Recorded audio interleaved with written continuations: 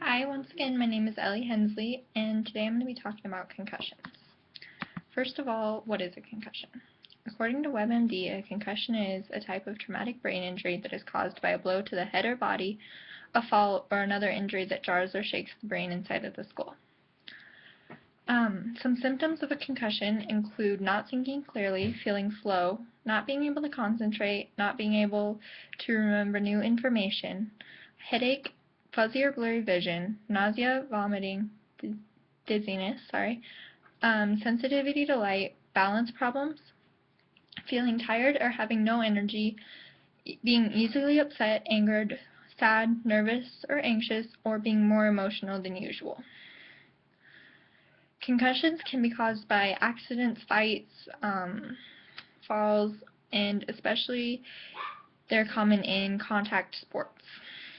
According to concussiontreatment.com, 1.6 to 3.8 million concussions are reported per year. Fewer than 10% of those concussions, the person lost consciousness. So in order to define a concussion, it's not necessarily when someone loses consciousness. It has more to do with the symptoms. Football is the most common contact sport for concussions for boys, and soccer is the most common for girls. Headaches and dizziness are the most common symptoms of a concussion, but the others play a big role sometimes too. Professional football players can receive anywhere between 900 to 1,500 blows to the head in one season, so after years that adds up pretty quickly. Not all of those are concussions, but every blow to the head starts to cause damage.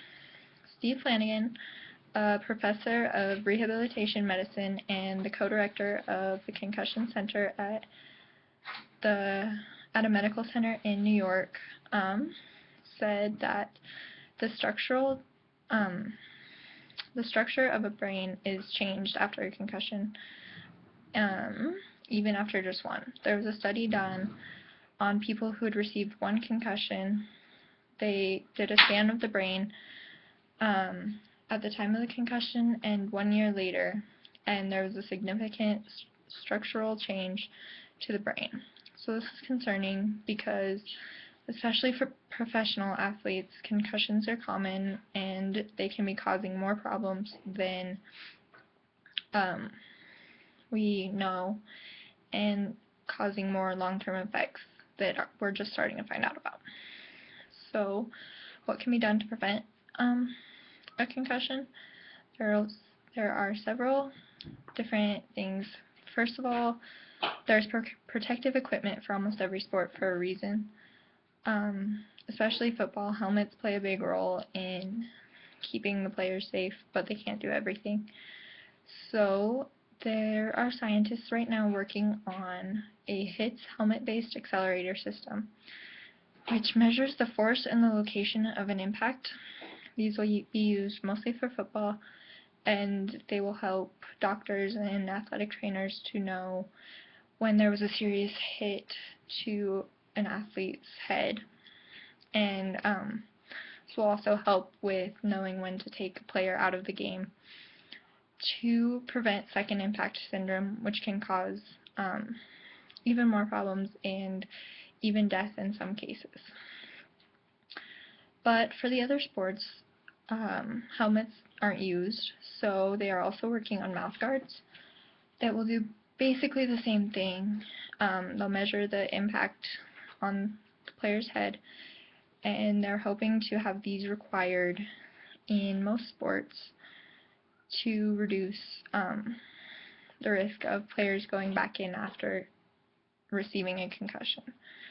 The protection equipment for all of these sports is important to make sure that they don't get concussions, but it's impossible to completely rid concussions from sports.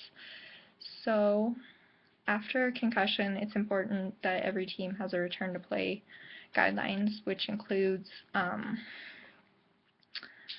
no symptoms, being symptom-free, and it depends on the system really, but it's important to make sure that the player is safe to go back before they go back to play. So concussions have become more of a big deal lately, and there's definitely more research going into them. So hopefully this research will help cut back on the concussions and the long-term effects of those.